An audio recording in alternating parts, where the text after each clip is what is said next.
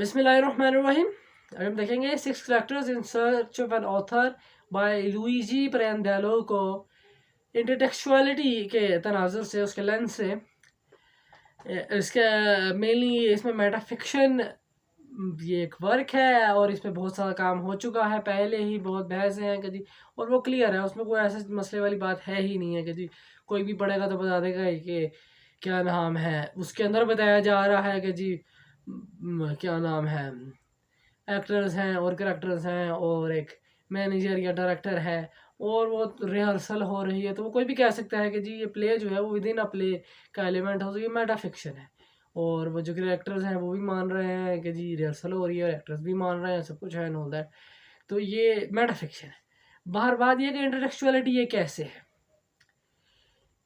इसका सादा सा जो मेटा फिक्शन वाला जो पोर्शन है उसको ब्रीफली देख लें कि 6 कैरेक्टर्स आते हैं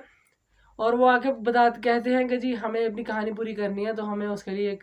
राइटर चाहिए, ऑथर चाहिए। अब वो क्या है कि जी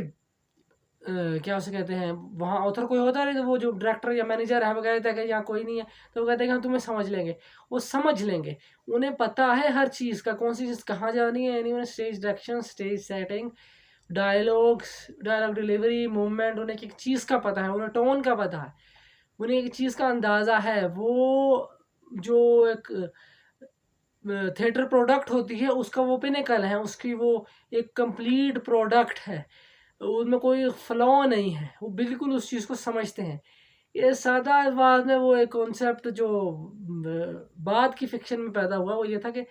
characters who came to life, इसकी बहुत जो बड़ी मिसाल है वो इंक है। इंक एक नॉवल है,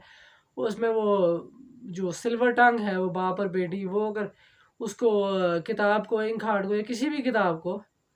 वो बुलंद आवाज़ से पढ़ते हैं तो जो वो पढ़ते हैं वैसा वो हो जाता है। तो ये यानी कि वो जो करेक्टर्स हैं, फिक्टिशियस करेक्टर्स हैं, वो अलाइव हो जाते हैं। ऐसे यहाँ पे हो रहा है कि वो जो करेक्टर्स हैं अलाइव हो गए। अब कौन से करेक्टर्स अलाइव हो गए, ये है इंटरटेक्चुअलिटी का मुद्दा। जब वो लोग आते हैं तो वहाँ जो रिहर्सल हो रही होती है, वहाँ उसका जो प्ले है उसका नाम, अगर मैं इटालियन ठीक पढ़ रहा हूँ तो इल ग्यूगो एल पार्टी, इसको the game of the parties या the rule of the game या मिक्सिंग इट अप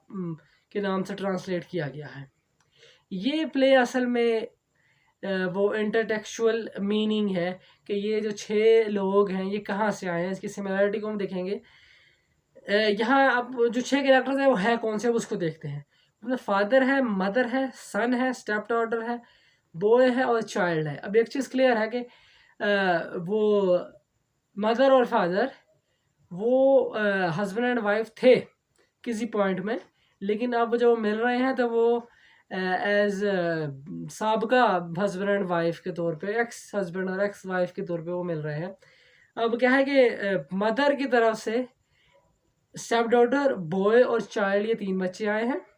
और जो सन है वो बिल्कुल ही जो है वो तनहा आया है, यानी कि वो बिल्कुल ही बेदखल था सबकी ज़िंदगियों से और सबके घरों से, और बिल्कुल ही अलग था।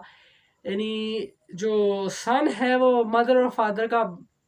बच्चा है जब वो एक साथ थे, और जब वो अलग हो गए तो जो मदर है उसके बच्चे स्टेप डॉटर, बॉय और चाइल्ड है। अब ये जो इटालियन जो दूसरा प्ले है जो कि वहाँ पे ओरिजिनली परफॉर्म होने जा रहा था, जिसको rules of the game, mixing it up या गेम ऑफ द पार्टीज के तौर पर ट्रांसलेट किया गया है, उसमें ऐसी एक कहानी है कि एक लियोन है और एक सीलिया है, और सीलिया का एक लवर है गुइदो। अब यहाँ वो स्ट्रेंज वाला कॉन्सेप्ट है, यानी कि वो है तो मियाँ बीवी लेकिन वो एक साथ नहीं रहते, वो अलग अलग रहते हैं। वो जो बीवी है वो अपने आशिक के साथ रहती है, ना कि अपने शोहर के साथ रहती है। और प्ले के एंड में वो जो शोहर है वो अपनी चालाकी से उसके आशिक को मरवा देता है। अब बात ये है कि इस चीज़ को इससे कंपेयर करें कि क्या मामला है कि शादी है, 6 characters in search of an author के प्रोस्पेक्ट में ले आएंगे, वो जो 6 किरदार आए हैं उन्हीं की भी शादी हुई थी और उनका एक बच्चा शादी से था। बाकी के जो 3 हैं वो शादी के बाहर से हैं, यानी कि वो हो भी सकता है कि वो जो मदर है उसने दूसरी शादी की हो, और हो भी सकता है कि ना की हो, वो कोई अफेयर हो,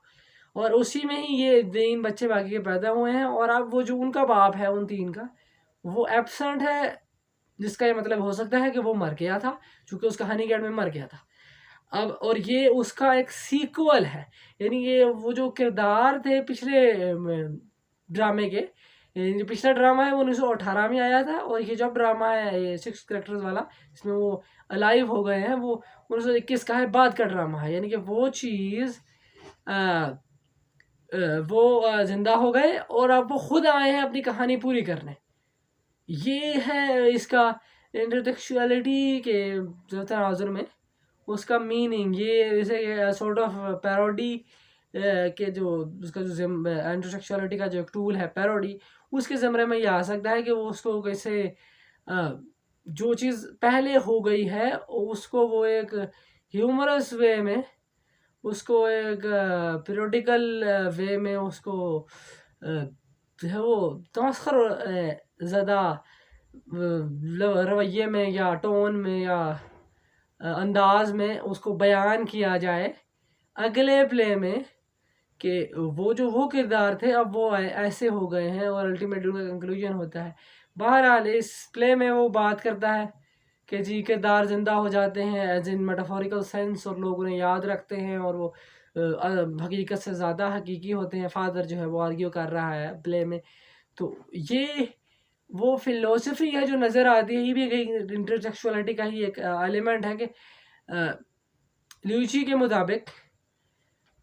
जो किरदार कोई भी राइटर बनाता है वो आगे इस तरह ज़िंदा रहते हैं लोगों के जहनों में, और लोगों की जो है वो सोच कह लो लोगों की कहानियों में। इसका सादा सा एक जो प्रोडक्ट आज हम देखते हैं वो फैन फिक्शन है। एक कहानी आती है, कोई भी नज़म थोड़ी कोई स्टोरी है, कोई कार्टून है, कोई फिल्म है, कोई ड्रामा है, कुछ भी है, तो वो तो ख़त्म हो जाता है, लेकिन लोग उस पर लिखते रहते हैं फ़ैन फिक्शन के तौर पर। बेशुमार इंटरनेट पर वेबसाइट्स हैं जहाँ फ़ैन फिक्शन लिखी जाती है। तो यानी कि वो किरदार ज़िंदा रहते हैं और वो ऐसे अपनी ही कहानी या तो खुद ही चला रहे होते हैं, मतलब एज इन दिस सिनेरियो वो अपनी कहानी खुद ही चला रहे होते हैं, लेकिन जब हम रियलिटी में देखते हैं तो वो जो फैन फिक्शन है वो फैंस लिख रहे होते हैं, तो वो लोग उस कहानी को, उन किरदारों को आगे चलाते रहते हैं। तो ये है इंटरटेक्चुअलिटी से उसकी जो स्टोरी मेकिंग है, यानी कि जो 6 character in search of an author है, वो टेक्निकली और कुछ भी नहीं, तो the rules of the game का सीक्वल है, जिसमें वो जो किरदार थे वो ज़िंदा हो गए हैं इंस्टेड ऑफ बीइंग कंट्रोल्ड, यानी कि वो कठपुतली नहीं रहे, और वो खुद से ज़िंदा हो गए हैं और वो खुद से उस कहानी को चला रहे हैं। ये उसकी पॉसिबल एक्सप्लेनेशन है कि उन्हें एक-एक चीज़ कैसे पता है। उन्हें वो बताने की ज़रूरत ही नहीं है, ये तभी मुमकिन है ना कि अब एक इंसान है तो उसे पता है कि उसकी सोच कैसी है, वो कैसी जगह पे रहता था, उसकी मेमोरीज़ वो इंसान की हो सकती है ना, किसी किरदार की तो नहीं हो सकती। उनकी मेमोरीज़ हैं, और फिर क्या उसे कहते हैं, उन्हें पता है उन्हें क्या करना है, उनका मकसद भी उनके ज़हन में है। किरदारों की कोई कॉन्शियस होती है कि वो दे हैव अ एम और वो उसको फॉलो करते हैं एंड ऑल दैट, तो ऐसा तो कुछ भी नहीं है। यहाँ ये भी है, ये इसका एक मीनिंग है या एक निचोड़ है इस ड्रामे का 6 characters in search of an author, जब हम इसे इंटरटेक्चुअलिटी के एतबार से देखते हैं।